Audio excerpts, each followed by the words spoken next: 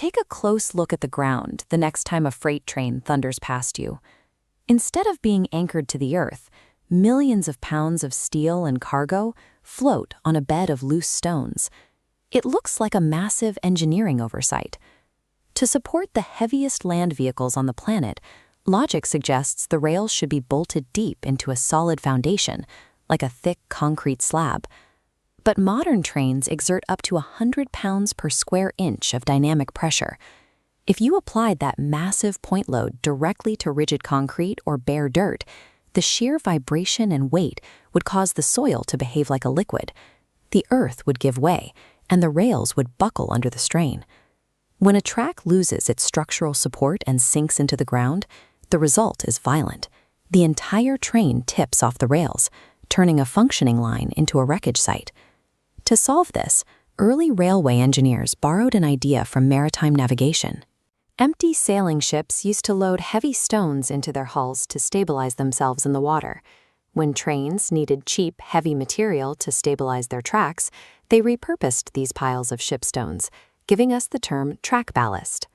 Far from being a cheap construction shortcut, these loose stones are a highly engineered, multi-purpose defense system, fighting a constant, invisible war against gravity, heat, and nature. The first front of this war involves pure physical force. A passing train delivers millions of pounds of vertical crushing weight, while the side-to-side swaying of the cars generates massive lateral forces that try to push the rails apart. The ballast acts as a massive cushion. It captures the highly concentrated point load of the train wheel and spreads that energy out over a much wider area of the dirt subgrade below. Think of it like pressing your finger into a bowl of fine sand. Your finger easily pushes all the way to the bottom. But in a bowl of pebbles, the force scatters across the interlocking stones, making it much harder to reach the bottom. By dissipating the pressure, the ballast prevents the soil beneath from being crushed.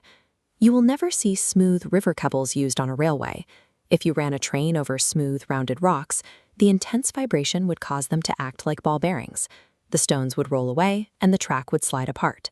Instead, railways require violently crushed rock, like granite or basalt. The sharp, angular edges of these crushed rocks physically bite into one another. They don't roll, they interlock.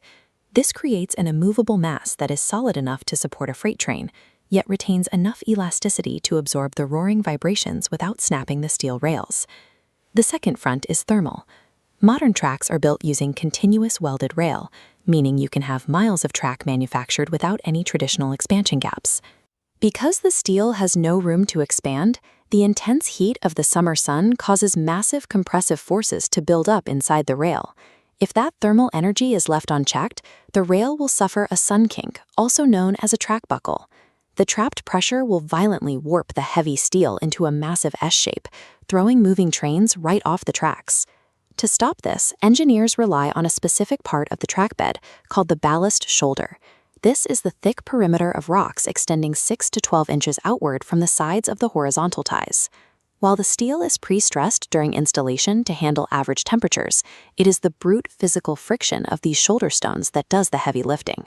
The jagged rocks trap the lateral expansion energy, holding the ties firmly in place.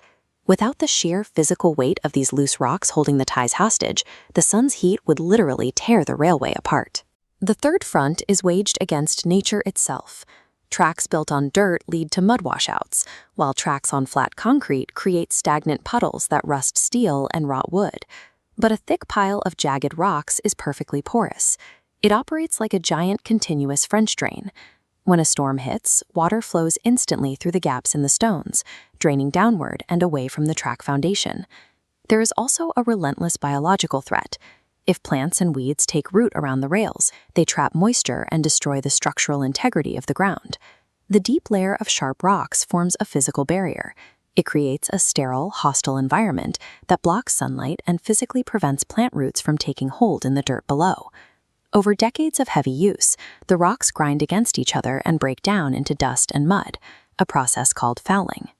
When this happens, industrial-scale machines called undercutters are brought in to scoop, clean, and replace the ruined stones, while the tracks remain in place.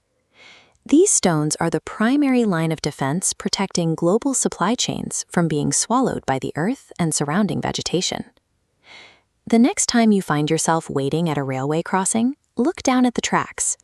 Try to view them with X-ray vision. Every piece of gravel in that bed is performing 5 distinct jobs.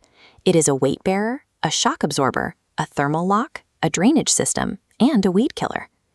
The apparent stillness of a heavy railway is a hard-won equilibrium.